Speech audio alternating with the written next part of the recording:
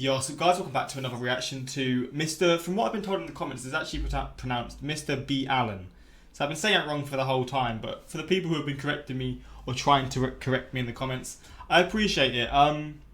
Yeah, I've been saying his name long for a very long time, which is my bad. But the video is this psycho-inspired Scream, which obviously is Scream's that like movie sort of, yeah, the big movie sort of series. There's a few of them, right, with the Scream masks, which is a really big film.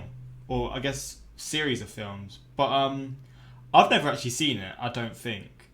I think I've seen it in like Scary Movie, which is obviously a comedy. I think it might be in that. I don't know though. But yeah, as you know, and as I've said before, I don't really watch scary films, which is why I've not seen it. But I love obviously his videos, and I do know of Scream, and I've probably seen a bit of it here and there. But yeah, if you want to see more reactions of mine, my Patreon's in the description for those who want to see those. Same for my Instagram, my Twitter for those who want to follow me. But let's just get into this, man. It's a long one, so yeah. Brace yourselves. I don't know my sayings, man. Brace yourselves. It's going to be a long one, so get some food and all that kind of jazz, but let's just jump into it. Today's story is about the real-life string of murders in the 1990s that inspired the very famous horror movie Scream. As such, today's video is going to be graphic and distressing, so viewer discretion is advised. But before we get into today's story, if you're a fan of the strange, dark, and mysterious delivered in story format, then you've come to the right place, because that's all we do, and we upload 1 or 2 times every week. So if that's of interest to you, please hide outside of the like button's house while they are watching Game 7 of the World Series, and anytime the game starts to get good, change the channel with your universal remote. Also, please subscribe to our channel and turn on all notifications. Oh, the way you said it is so funny, man. Uploads. All right, let's get into today's story. Why would you switch the channels when it's getting good? This is going to be a juicy one, man. 48 minutes in, this is all on the same person, and they are one seriously ill, sick individual. But let's just get into it, man. On Sunday, August 26th, 1990, a 56-year-old woman named Patricia Powell and her husband, Frank, pulled into a parking lot right outside of this beautiful 3-story apartment complex in Gainesville, Florida. Gainesville is this beautiful little town in northern Florida that is home to the massive University of Florida, which is known for their big-time football team and their big-time college party scene. Patricia and Frank's daughter, 17-year-old Christine, was going to be a freshman that year at the University of Florida. And apparently she had been so excited after getting her acceptance letter that her dad, Frank, had gone out and got a gold necklace for her that had the school's mascot, an alligator, dangling from it. And Christine wore it all the time. 2 days earlier, Christine and her new roommate, 18-year-old Sonia Larson, the two had actually met over the summer when they took some summer classes together. They had actually already come to Gainesville, and they had moved in to this white apartment complex that Patricia and Frank were now parked outside of. And after unpacking some of their things in their apartment, Christine and Sonia had left and gone into town and grabbed a bite to eat at a local restaurant. And then afterwards, Christine had used a payphone to call back home and tell her parents how well it was going and how much she already enjoyed her roommate and how excited she was for the year. And she told Patricia and Frank that she would call them the following day. But the following day came and went, and Patricia and Frank did not hear from their daughter. And they had no way to actually call her because she had not set up her landline in her apartment. But Patricia and Frank... Shit, I forgot, because back in these days, obviously, no one had phones. You can only talk to people through landline, right? Was there even internet? There wasn't, was there? Man, it's crazy how technology is, man. I know this is irrelevant to the video, but when you think about it, all these things are so accessible now. 30 years back... God damn it, it must have been an absolute, I don't know, just an absolute, just must have been frustrating as hell to try and contact someone. I mean, if you just got a landline phone, I mean, yeah, you've got to go home to talk, yeah, it just seems long. They told each other that, of course, everything was fine. You know, she just got to college, she's excited, she's probably out having a good time, and she just forgot to call. And anyways, Patricia and Frank had already planned a visit to see their daughter in Gainesville the next day, which was Sunday. And so fast forward back to that Sunday, and Patricia and Frank are now parked outside of their daughter's apartment complex. They still haven't heard from her, but they're still telling themselves everything's fine, she's probably just busy. And so they get out of their car and they walk over to the building, and they go through one of the front access doors that brings them into the building. They find themselves inside of this carpeted stairwell where at every level on the way up, there were doors leading off to each of the apartments. They made their way up to the second level where they knew their daughter's apartment was, and they walk up to her door, and before they even knock or turn the doorknob or anything, they notice on the door there are all these notes, these handwritten notes that have been taped all over it. And they read a couple of them, and they were notes from some of Christine and Sonia's friends on campus that apparently had tried to stop by over the last weekend, but had not been able to make contact with Christine or Sonia. And so these notes said things like, hey, Christine, you know, we came over to try to get you to come out with us, but you didn't come to the door, so we left without you. Sorry, you know, give us a call when you get in. And so obviously the parents are totally worried given the circumstances. They don't know where their daughter is. They've been telling them... Wait, are these real photos? Not real photos, yeah. Themselves everything is fine, and now these notes make it seem like everything is not fine. But the parents, they keep their cool, and they just start knocking on the door and calling out for their daughter. But there's no answer. And so Patricia and Frank, they start to panic at this point, and they leave the carpeted stairwell. They go outside and they find a maintenance worker that works for this building, and they explain their situation with their daughter and how they can't get in touch with her, and can he please let them in to make sure she's okay. The maintenance worker said he couldn't without speaking to his manager, and so he goes to his manager, and the manager, she says that's fine, but we need to get the police involved. They need to escort us into the apartment. And so the maintenance worker calls the police and requests this escort, and a few minutes later, a single Gainesville police officer arrives at the apartment complex. And he tells Patricia and Frank that just as a precaution, I need you guys to stay outside. So they stay right outside those front access doors. They're outside of the apartment building. And then this officer, along with the maintenance worker and the manager of the building, those three, they go inside the stairwell, they go up to the second floor. And at that point, the maintenance worker gets out his keys, he finds the right one, and he opens Christine and Sonia's door. The door swings open, and immediately the police officer yells out for the two girls, but there's no answer. And so the officer is first into the apartment, which basically immediately opens up to their living room. And in the middle of the living room is a couch that's angled towards the right side of the room where a TV had been set up. And so the officer, again, as he walks in, he's calling out, trying to get the girl's attention, but there's no answer. Behind him is the maintenance worker and the building manager, and they begin making their way towards the right side of the living room, over towards that TV, to see if maybe someone was laying on the couch. And as they round that corner and can finally actually see the front of the couch, the maintenance worker, after seeing what he saw, screams out and runs out of the apartment. He runs down the stairs, out the access doors, and begins vomiting on the grass and sobbing right next to Frank and Patricia. Naturally, Frank and Patricia, after seeing this, are immediately concerned that something's wrong with their daughter, and so they run inside, they go up the stairs, and they start running into the apartment, and the police officer and the building manager, they try to stop them from getting in, but there was nothing stopping them. They managed to push past those two. They get into the living room and they're calling out for their daughter, and eventually they make their way over to the side of the couch and they see their daughter, Christine. She is lying on the ground in front of the couch. She's on her back, she has no clothes on, and she's been stabbed to death. And whoever has killed her has positioned her in this very suggestive, sexual, lewd position, as if they were trying to demean her as much as possible and shock whoever found her. And so after these totally devastated and wrecked parents are escorted out. Bro, imagine you're a parent and you literally see your daughter like that. Just imagine the feelings you would feel, man. Oh, that is absolute hell. The apartment, this one police officer, he continues searching the apartment. And so he searches the rest of the first floor. There's no sign of Sonia. He goes upstairs and he finds Sonia. She's laying on her bed. She also has no clothes on. She's been stabbed to death, and she's positioned on the side of the bed in a sort of suggestive, lewd position, much like Christine downstairs. It would later be determined that Christine had been sexually assaulted, but Sonia had not been. The officer at this point leaves the apartment. He goes outside. He walks past the grieving parents who are being consoled by the building manager and the maintenance worker, and the officer goes over to his car and he uses his radio to call in for backup. A forensics team comes out to the apartment and they begin processing the scene, and right away they discover on the outside of the door frame of the door leading into the apartment there were markings on the edge that looked like someone had used a screwdriver or some similar instrument to pop open the door. They also found there was a towel and some soap that was lying on the ground near Christine's body and near the couch that had apparently apparently been used to both clean Christine's body and also clean some other parts of the apartment. And so they believe this was done to try to intentionally destroy evidence,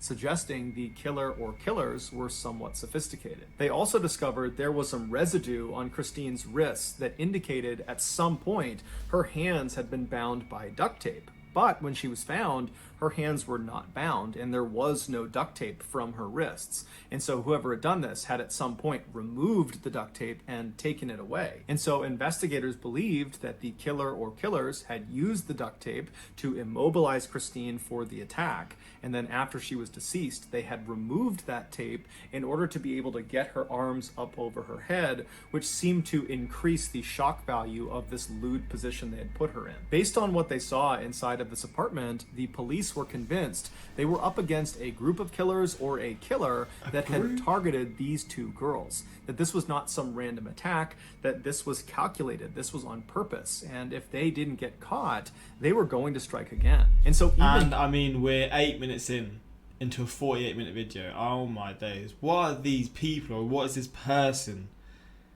What else are they going to do? There's already 2 people that we've seen that have been brutally killed in probably the worst way possible. Every way is bad, but there's ways that are just even worse than what can, like, obviously, yeah, it's just even worse than you can imagine. But there's still 40 minutes in this video, man. Though the police really didn't have any leads to operate on, they just had this crime scene and they were looking for maybe someone. I hope, firstly, this person gets found, of course, and secondly, they get absolutely, like, just broken down and destroyed, man. I'm hoping there's like a sort of a bit of not a happy ending or a revenge at the end, but like you just sort of get a bit of happiness from whatever happens to this person who's done all this at the end. I really hope so, man. Someone with duct tape and a knife and a screwdriver. I mean, that was really about it at this point. And so even though they have virtually nothing, because there were thousands and thousands of young people flooding Gainesville for the start of the new school year at the University of Florida, literally the following day, Monday, classes were starting. Because of all these young people in town, the police felt it was very important that they got the media to put out a bulletin to all these people in town that there was potentially a killer or killers on the loose. And so that night, Sunday evening, this news bulletin goes out and it basically just told residents of Gainesville to stay indoors and stay in groups, and if you needed to go outside, travel in groups, and just overall stay vigilant until we figure out who did this. 12 hours before Christine Powell and Sonia Larson were discovered, an 18-year-old Gainesville woman named Krista Hoyt did not show up for work. Krista was a student at Santa Fe Community College, which was right down the road from the University of Florida. That year, she was planning to transfer to the University of Florida, and then after graduation, she wanted to pursue a career in forensics with the FBI. And so given her interest in law enforcement, while she was a student, she had gotten a part-time job working in the records department of the sheriff's office. And apparently, at this sheriff's office, she was famous for always coming to work, no matter what, including the time that she got her wisdom teeth removed, and then an hour after coming home, she showed up for work. And so that doesn't sound legal, because you're obviously going to be under some anesthetic and stuff. That doesn't sound very legal, but at the end of the day, I guess this is the 90s, so anything was possible. So on this Saturday night, when Krista was supposed to be showing up for work, and she didn't call ahead, and no one could get in touch with her on her landline, everybody at the sheriff's office was really concerned. And so they waited around for about an hour, hoping that she might just show up with some story about why she was late.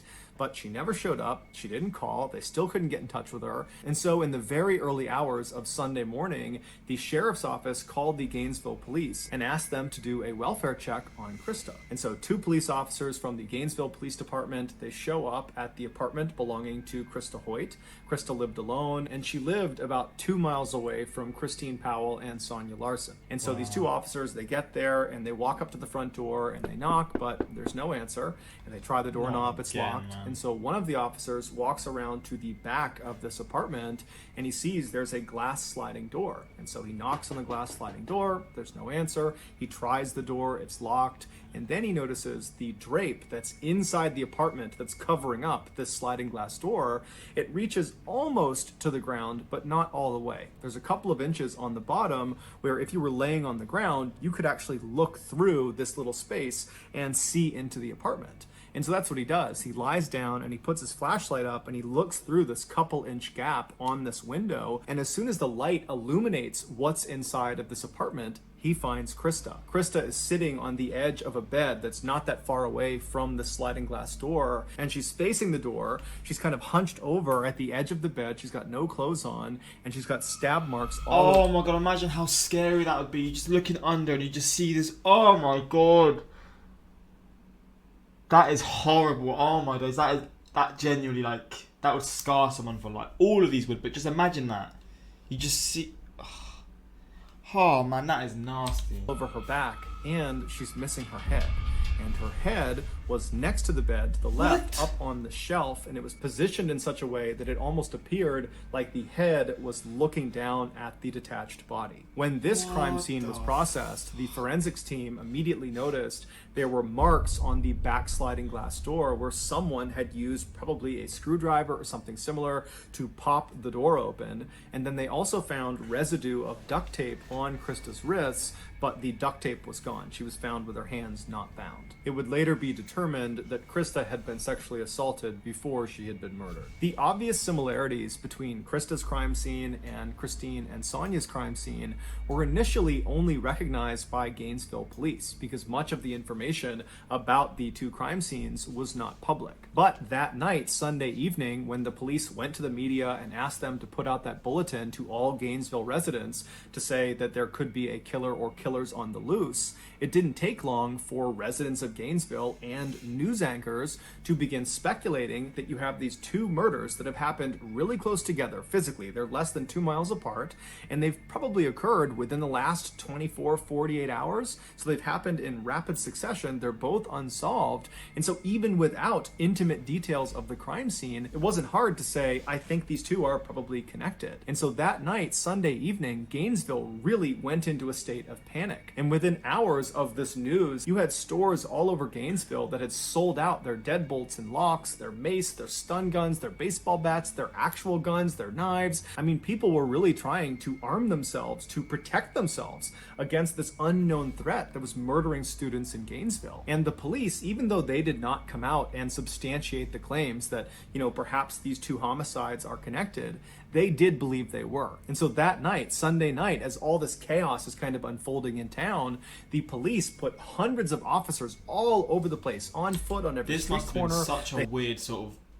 time to live at this town for this moment. Like, it must have been such a strange feeling. They had police cars and trucks parked all over the place. I mean, the entire town was on an extreme heightened alert because the police believed another attack was imminent, and so all they could do was try to come out in force to try to discourage the killer or killers from striking again. But as it would turn out, it didn't work. By the following morning, so Monday morning, what was happening in Gainesville had gone from just being a Florida story to a national story, and everybody all over the country was talking about it. And one woman named Lisa Byers, who was in her 20s, she did not live in Gainesville, but she had a very close friend who did. She was 23-year-old Tracy Paulus.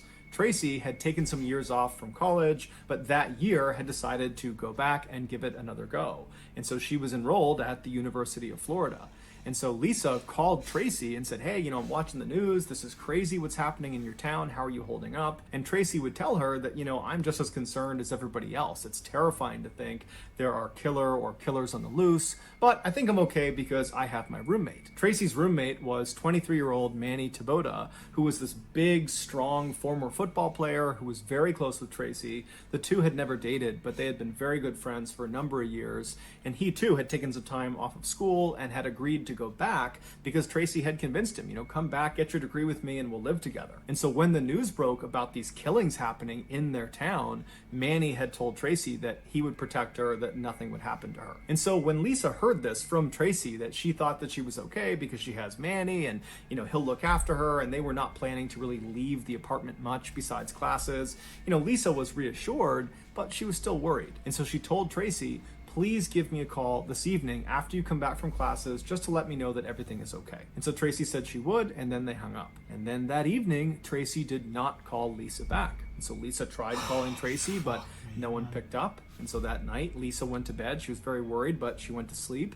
And then early the next morning, which was Tuesday morning, she tried calling Tracy again, but there was no answer. And so Lisa reached out to a mutual friend of theirs that lived in the same apartment complex in Gainesville. His name was Tommy. And so she asked Tommy, can you please go over to Tracy's apartment and make sure she and Manny are okay? And so Tommy said, no problem. I'll give you a call from Tracy's landline once I talk to her.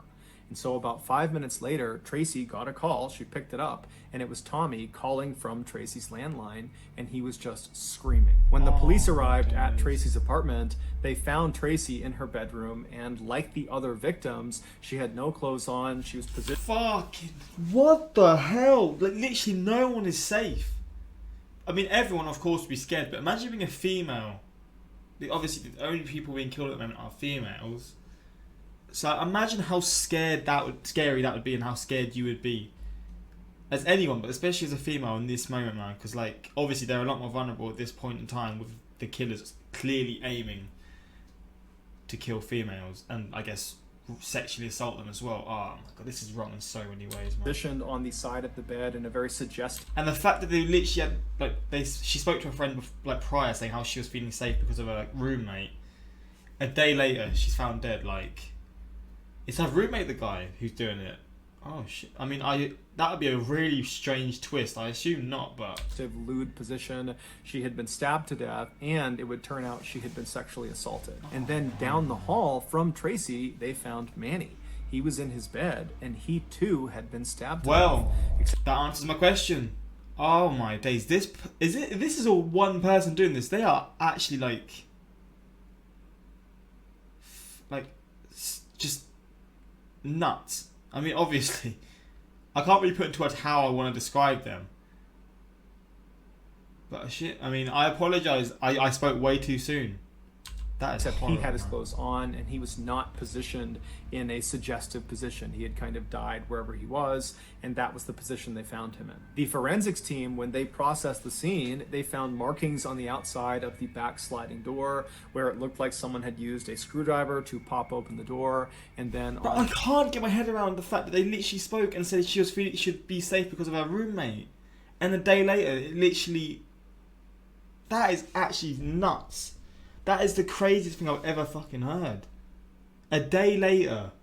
Holy Tracy's shit, wrists, man. they found that residue from duct tape, but there was no duct tape. It had been removed. At this point, to the police, it was undeniable that they were up against a serial killer or killers. And when the news broke that there was now a fourth and fifth victim, and they were both college students, and one of them was now this big strapping man that apparently was taken down just as easily as these other four petite women, this threw Gainesville into an absolute state of pandemonium. Suddenly, it felt like no one could protect them. The people in Gainesville, they were fair game. God. It didn't matter that police were out in force in the streets, and you had people walking around with guns and baseball bats and mace, and you had people locking their doors and sleeping in groups. It was like no measures were actually stopping these killings from happening. Whoever was doing it was killing with impunity. And so that day, Tuesday, you had hundreds and hundreds of students from the University of Florida just leaving the school who just didn't come back. Yeah, and as for the police, they called in the FBI and the National Guard. And so by that night, Tuesday night, there were literally hundreds of officers and state police officers all over the place. There were helicopters overhead, both police helicopters and news helicopters with spotlights. They had National Guard military-style trucks all over the place. And so Gainesville was really at the highest alert you could possibly be on. But even still, the people of Gainesville, they were not going to feel safe until the police made an arrest. And the next day, just 24 hours after Tracy and Manny had been found, the police did just that. After receiving dozens and dozens of tips about one particular individual, they were able to arrest 19-year-old Ed Humphreys, who was a freshman at the University of Florida. They arrested him for domestic abuse because he had actually struck his grandmother in the face. And so they pick him up for domestic abuse, but they set his bail at a whopping $1 million, which is way higher than you would normally expect for a domestic abuse charge. But this was a unique circumstance where he was being arrested for one thing, but really he was being looked at as the suspect of these 5 homicides. And so the police really needed him to stay behind bars. And this massive bail that did that. He had no way to pay it. And so while Ed was behind bars, the police began investigating him, and they found there was a lot of reasons to believe he was the serial killer. He had shown he was willing to be violent because, after all, he punched his grandmother in the face. Holy and shit. People that knew him said he was totally mentally unstable and that he hated women and that he would walk around with a knife on his belt basically all the time. And at night, he was known to walk around the forests of Gainesville. There were these very thick forests that kind of butted up against the University of Florida, and he would walk through the forest at night, which put him very close to the different apartment buildings where all the victims were found. And on top of all that, Ed Humphreys just looked like what you would imagine a serial killer would look like. Yeah, he had all these deep scars all over his face, and his eyes looked totally hollow, like he was permanently on drugs, and he was seen smiling at the cameras when he was led in and out of the courtroom. And to make him even more suspicious, as soon as he was arrested, the attack stopped. There were no more slayings in Gainesville. And so naturally, the country believed Ed was the guy. Basically, everyone thought Ed was the guy. But it came back that his blood type was type A, and the killer or killer's blood type, the blood that had been found at the various crime scenes, was type B. Now, this did not clear Ed of guilt because people believed there was a chance that, he could have been involved in some way. Perhaps he had an accomplice or multiple accomplices. But when this news broke, pretty much everybody was back on edge because clearly there's at least one or more killers that are still on the loose. Shortly after this blood type discrepancy presented itself, the FBI approached the Gainesville police and said, hey, why don't you use our VCAP program? VCAP stands for Violent Crime Apprehension Program, and what it was this computer program where it allowed investigators to input details of their crime they were investigating, and when they submitted it, it would be compared against this huge database of other crimes in the country, and if there were any similarities with any other crime, those similar crimes would get popped on screen. And so when the Gainesville police input the information from these 5 student slayings in Gainesville, the computer program spit out a single match. It was from an unsolved triple homicide in 1989 in Shreveport, Louisiana, which is a town located about 800 miles to the northwest of Gainesville. Shreveport, back in the late 1980s, was considered so safe by its residents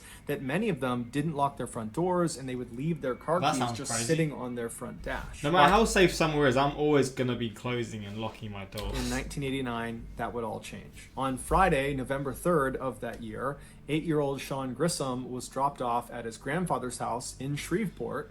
He was there to celebrate his 8th birthday. And so his grandfather was this 56-year-old man named Tom who was divorced, and he was getting ready to retire soon, and he was also trying to spend more time with his grandson. And so he was very excited about having Sean over. Also staying at this house with Sean and his grandfather was Sean's aunt, 24-year-old Julie Grissom, who was a college student. She was attending Louisiana State University in Shreveport. When Sean was dropped off by his mother at his grandfather's house, the grandfather, Tom, yelled out to the boy's mother and said, I'll have him back by Monday, I'll drop him off, see you later. And so Sean's mother, she leaves, and that day and the following day, she doesn't hear from Sean's grandfather or from Julie. And so come Sunday night, she tries calling them to, see what's going on. She knows they're having a great time and doesn't really want to interrupt them, but she also hasn't heard from them. But they don't pick up. She convinces herself that everything is just fine, that I'm sure there's an explanation, and so she ends up going to bed. And so the next morning, Monday morning, when Sean is supposed to be dropped off early enough that she can take him to school, when he doesn't show up, the mother calls the grandfather back and tries to get in touch and figure out what's going on, but she can't get in touch with him. And so she's telling herself that, okay, well, his grandfather must have just dropped him off at school. And so the mother calls Sean's school, and the school says, no, we have not seen Sean today, and we haven't heard from him, so we don't know what's going on. And so now Sean's mother is terrified. She calls the police, and the police actually get in touch with the neighbor of Tom Grissom, and they ask this neighbor, hey, can you go next door and just make sure Tom and Sean and Julie are okay? And so this neighbor says, no problem. They leave their house, and immediately they notice, as they're looking at Tom's house, that the 2 cars in the driveway had not left since Friday. It was just something the neighbor noticed. noticed. And then they also noticed that there were 2 newspapers at the end of the driveway. It was the Monday and Sunday paper. And they knew Tom always read the newspaper. And so the idea that he would just leave them sitting at the end of the driveway, that didn't really add up. And so the neighbor walks around to the front door and they notice there are lights on inside, and they knock on the front door, but there's no answer. They try the front door, but it's locked. And so they end up going around to the very back of the house, and they're able to get into the house through the garage. And then through the garage, they open another door that leads into the main part of the house. And this neighbor they immediately see on the ground towards the back door near the kitchen is Tom. He's laying on the ground and he's obviously deceased. So this neighbor, they run out, they call the police. The police come back over. They go inside the house, and sure enough, they find Tom Grissom has been stabbed to death. He's laying on the ground near the back door. They find Sean Grissom, the 8-year-old. He's slouched over on the couch in front of the TV, and he's been stabbed to death as well. And then upstairs, they found 24-year-old Julie, the aunt, and she was positioned on the edge of the bed in this very suggestive way. She had no clothes on, the same person, and she isn't had it? been stabbed to death, Oh, and it would later be determined she had also been sexually assaulted before she was killed. And they also discovered there's vinegar on her body, as if whoever's done this has attempted to clean her with vinegar. There was no sign of a robbery in the house or ransacking in the house. There was no sign of forced entry. Overall, the investigators said this was a very neat crime scene, as if whoever did this had done this with great intentionality. And so after kind of going through the crime scene, the police really didn't have any leads to go off of.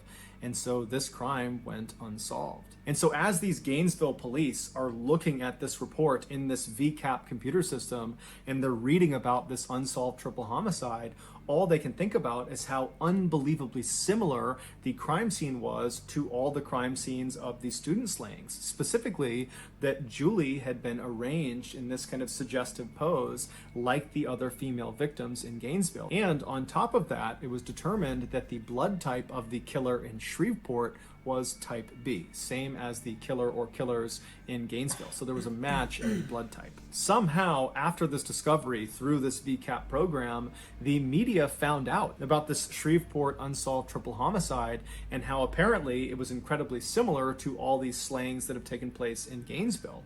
And so before long, that was all every news network all over the United States was talking about. And at first, the police in Gainesville and anybody involved in this investigation was very upset about this because, one, they probably had a leak that someone was giving information to the press, but two, the press was kind of jeopardizing their investigation because by having these details leaked, the killer or killers could potentially benefit from kind of knowing what the police were thinking about and what they were up to. But as it would turn out, this particular leak would prove to be quite fruitful. Shortly after this news about the Shreveport killing and the student slayings was all over the news, this woman named Cindy, who lived in Shreveport, she called the police after watching all the news like everybody else and told the police they really ought to look at this guy, Danny Rawling. Danny Rawling was this 37-year-old drifter who was in Shreveport at the time of the Grissom family murders in 1989.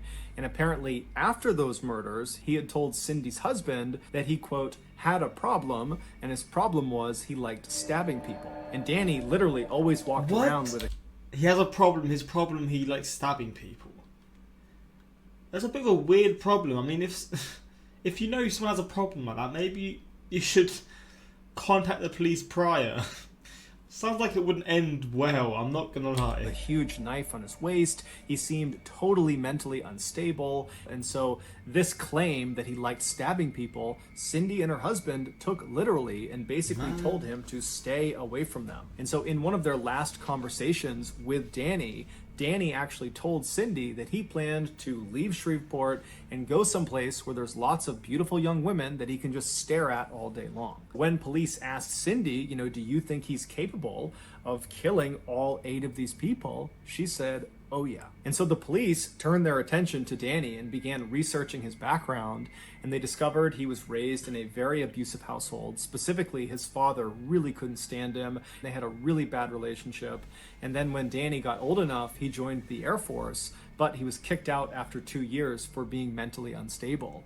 And once he was discharged, he began the string of armed robberies in the 1980s, and he eventually got caught and spent the bulk of the 1980s in prison.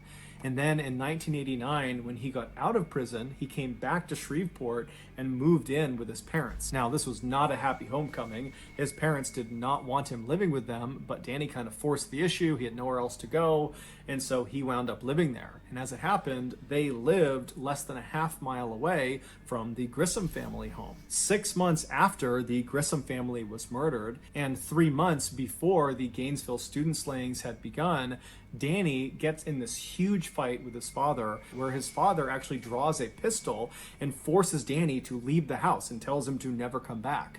And so Danny, he runs out of the house and he gets his gun from his vehicle, comes back inside his house and shoots his father point blank in the head and then in the stomach before fleeing the scene. His father would amazingly survive this attack. Wait, how? He's been shot point blank in the head, and how are you surviving that? Despite some pretty significant damage to his head.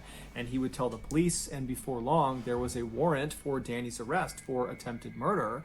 But when they went to go arrest him, he was gone. They had no idea where he went. And so as the Gainesville police are looking at Danny's criminal record, they're starting to say to themselves that this guy looks really interesting. He does seem like he could be the serial killer we're looking for.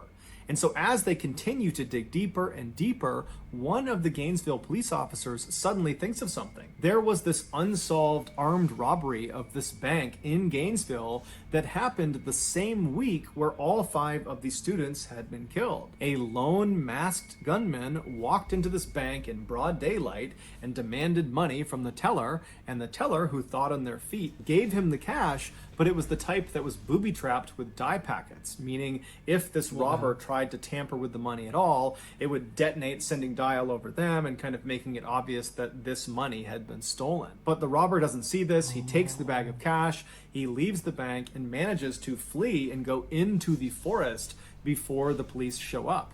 And so the police ultimately, they go and search the forest and they find this campsite deep in the woods. And at this campsite, which is abandoned, they don't find the person who robbed the bank, but at this campsite, they find the bag that has the money inside of it, and the dye packet has been activated. So clearly the robber had tried to fiddle with it, and then when it detonated, they had taken off and left the money. And then also at this campsite, near this duffel bag full of ruined money, was a screwdriver, a gun, and an audio recorder.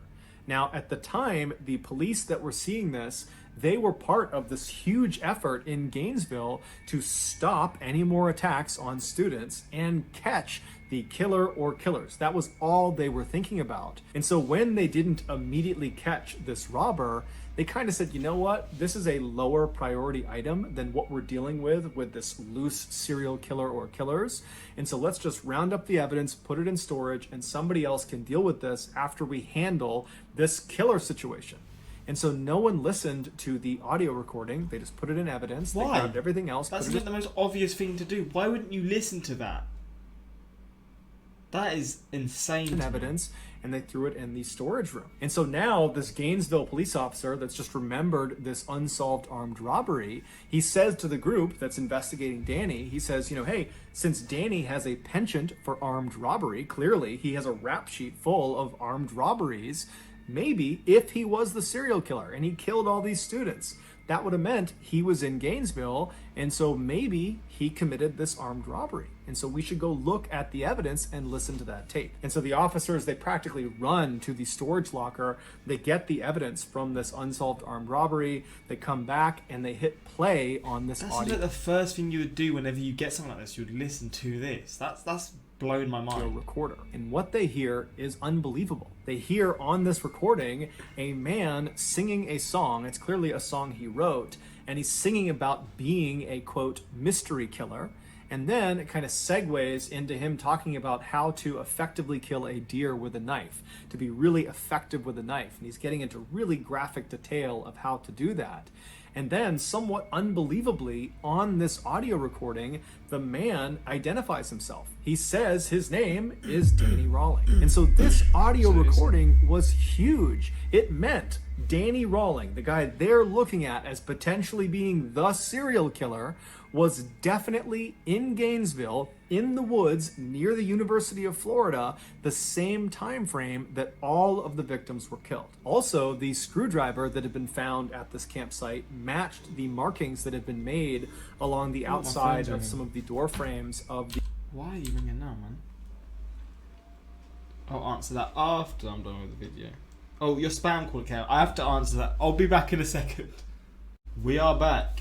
I went back a little bit just so I can catch up because I was focused on the phone call that I was getting at as potentially being the serial killer was definitely in Gainesville, in the woods near the University of Florida, the same time frame that all of the victims were killed. Also, the screwdriver that had been found at this campsite matched the markings that had been made along the outside of some of the door frames of the victims' homes. They also went into Danny's military records, and it showed he had a blood type of B.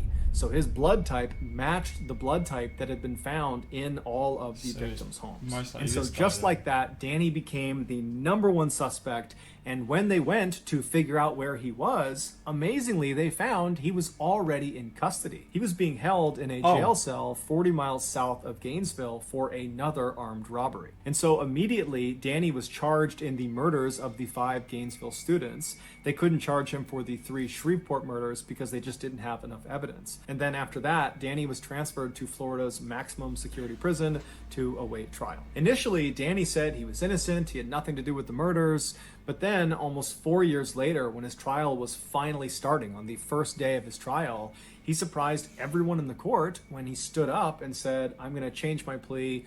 I'm guilty on all 5 counts. I did kill all 5 students." Man. He would tell the court the reason he did this is he wanted to be a superstar like the notorious serial killer Ted Bundy, who he looked up to. Danny would also... How crazy is it that people literally... There are people out there who look up to serial killers. That blows my mind. Like, how can someone be like so twisted that they look up to someone like that? It's crazy how people seek for any kind of sort of popularity or...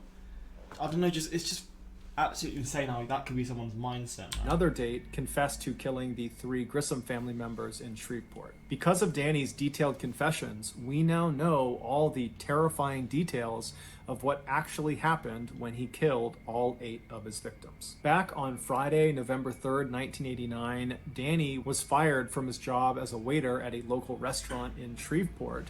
And so he was frustrated, he was angry, and he was kind of walking around his neighborhood when he decided the way he would kind of channel his frustration was he would go kill some people. And so he was armed with his K-bar knife, which he always carried with him, and he found himself standing in front of this little house, and he saw some people moving around inside, and he looked around. There wasn't anyone watching him, and so he just walked up to the front door. He tried the handle, and it was unlocked. And so before he opened the door, he made sure his knife was in hand. He opened the door, walked right in, and he saw Sean, the 8-year-old, sitting on the couch watching TV. And without any hesitation, he walked up behind him and stabbed him through the back, killing him almost instantly. How can and you then do Danny this? Walked into the kitchen where he found Tom, the grandfather, who was making steaks out on the back grill. And so he was going back and forth between the kitchen and the grill, kind of getting ready for dinner. And at some point, when Tom came back into the house and was holding steaks in his hand, Danny leapt out and stabbed him. And even though Tom put up a fight, he was very quickly subdued as well. And then after that, Danny made his way upstairs where Julie was, that was Sean's aunt, and she was getting ready for a wedding she was going to attend that night for one of her friends. And so she had just gotten out of her shower and she was getting ready to put on this red dress she had picked out. And Danny walked into her room and she most likely saw him, at which point Danny would have told her what he had just done to her loved ones downstairs. And he threatened her with the knife and said, "If you don't listen to me, I'm going to do the same thing to you." And because she was terrified, she listened to him, and so he immobilized her, and then he sexually assaulted her, and then he stabbed her to death. You're actually the nastiest fucking piece of... Oh my... The nastiest piece of nothingness, man. That's actually outrageous, man. That's just the first case as well. There's so many more of this happening from this guy doing this. So many more examples. I guess we're gonna see how they went out, how they panned out as well. But this is actually just pissing me off, man. You lose your job, so you decide to just destroy a whole family's life, people's lives, and it's just like, yeah, you really were just wrong and the whole way through. I don't know. There's no help for people like this. That's just that. But yeah, this is horrible, man. Death. Afterwards, he cuts the tape off of her wrists and puts the tape in his pocket, and then he lays her out on her back on her bed, and then he goes downstairs and gets some vinegar and uses the vinegar to attempt to clean her body, to destroy any evidence he might have left behind. And then after cleaning her, he kind of puts her in that lewd, suggestive pose with her hands up over her head and her legs spread. And then he leaves. 6 months later, in August of 1990, after Danny has shot his father and is on the run from the law, he finds himself in Gainesville, Florida, and he sets up this little camp just behind the University of Florida in this thick forest. And then on Friday, August 23rd, as he's sitting out at his campsite, he gets this sudden urge to go kill again. And so he waits for it to get dark out, and then he gets out his audio recorder and he records himself alluding to this murder he is about to go perpetrate. Well, I'm going to sign off for a little bit. That's something I got to do. Then, armed with a pistol, a screwdriver, and his K-bar knife, he left his campsite and walked in the darkness in the forest about a mile away until he was looking from inside the forest out towards this 3-story white apartment building. And it's believed that within the last 24 hours, he had been in that area and he had seen 2 young girls go in and out of this apartment building, and that was all he needed to determine who his victims were going to be. And so those victims were Christine Powell and Sonia Larson. And so when he was standing in front of their apartment building, he eventually strode out of the forest. He walked up to that access door that led him into that stairwell. He made his way up to the door of Christine and Sonia, and he used his screwdriver to pop the door open. He went inside and shut the door behind him and walked into the living room, and he found Christine was sleeping on the couch. And so he left her be. He didn't touch her. He went upstairs and he found Sonia sleeping on her bed. And so as he's standing there, realizing that he has these 2 girls, he needs to make a decision about which one he's going to kill first and which one he's going to sexually assault. And so as he's standing there looking over Sonia's bed, he decides he's going to kill Sonia and then he's going to sexually assault Christine. And so very casually, he walks into Sonia's room. She's fast asleep. She's on her back, and he pulls out a piece of duct tape. And he gets the duct tape in one hand and he pulls his knife out in the other, and he presses the duct tape over her mouth, which wakes her up, and then he drives the knife into her chest.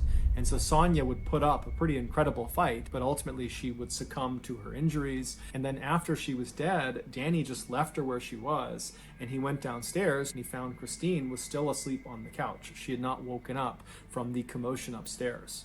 And so he walked right in front of her, and standing over her with his knife, he kind of nudged her awake. And when she woke up, he had a piece of tape, he put it over her mouth, and he told her to be quiet and held up the knife and told her that I just killed your roommate, and if you don't listen to what I'm going to say, I'm going to kill you too. And so naturally, she complied to what he wanted. And so she let her wrists be tied, and then at that point, he cut her clothes off, he sexually assaulted her, and then he How stabbed can her you to be death. so...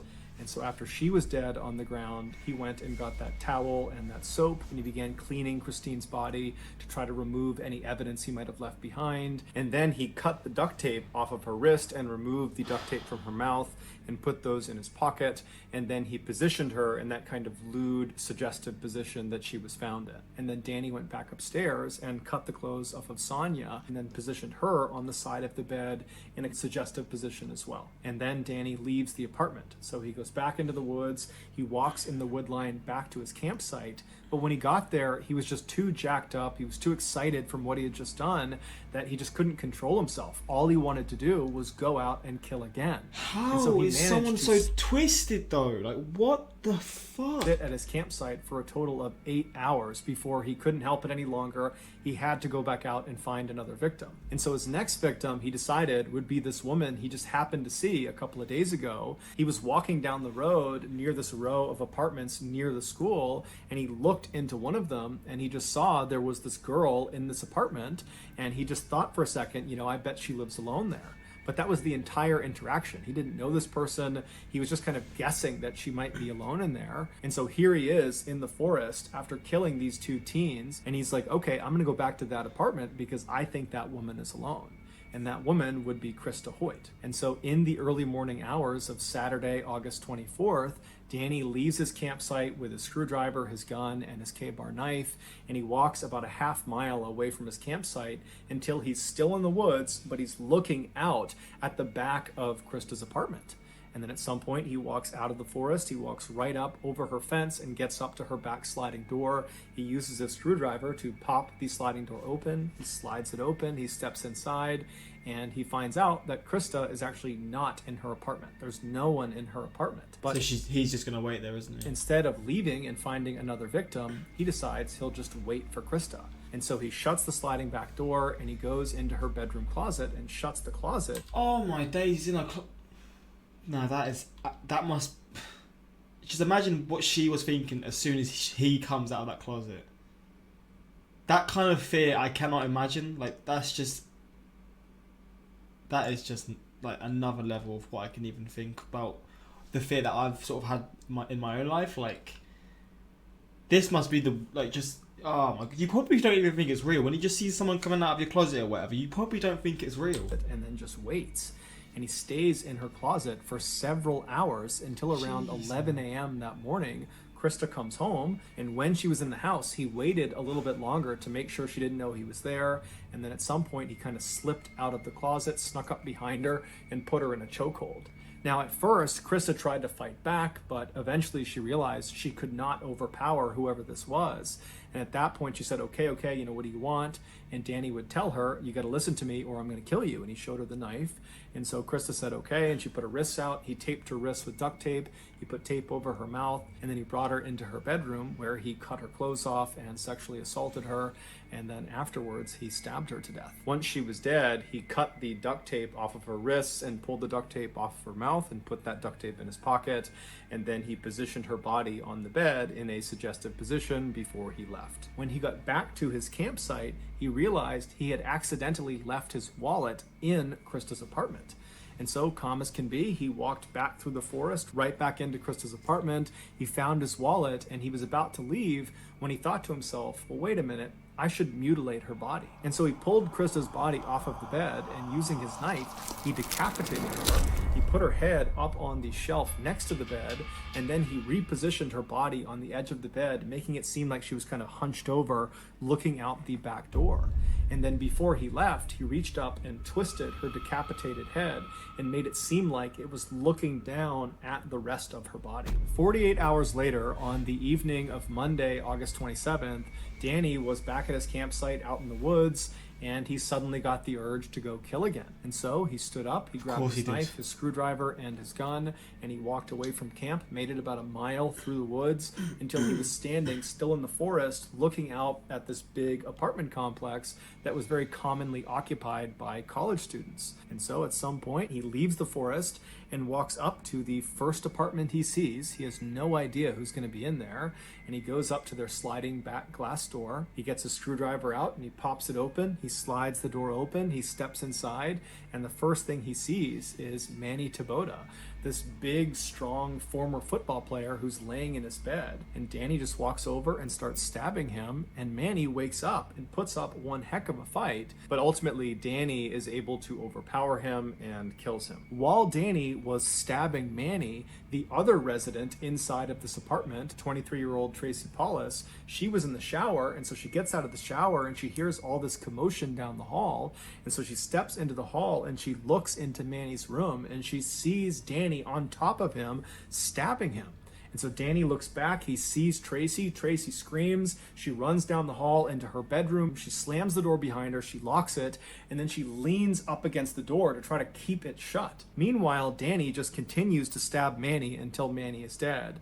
And then Danny stands up and he just walks down the hall, calm as can be. He gets to the bedroom door where he knows Tracy is. She's trapped, she can't go anywhere. And he begins to smash the door down. He's ramming it with his shoulder, he's kicking it over and over again, and Tracy's screaming for him to stop, but eventually he manages to just kick the door down. And as soon as he's inside the room, Tracy kind of stands back and she says to Danny, "Are you the one?"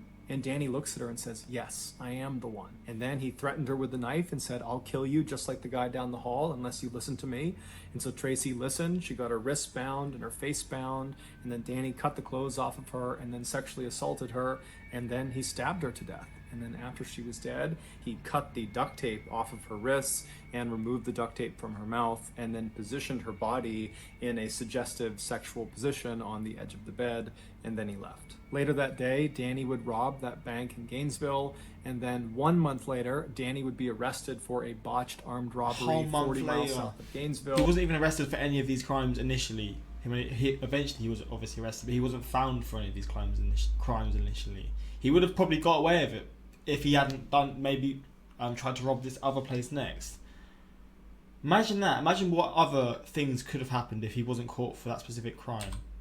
And then while he was in prison, he would find out he was being charged with the 5 murders in Gainesville. 16 years later, at 6 p.m. on October 25th, 2006, Danny Rawling was led into the execution chamber in Florida State Prison. He offered no apology to the family members of his victims that were on the other side of the glass. Instead, Danny just sang a religious hymn to himself. This might sound really psychotic for me, but I wish they could have been like, you can get your family in here, we'll strap him up and you can just punch him and all this kind of stuff. Just try and let out the anger and hatred or whatever that you have.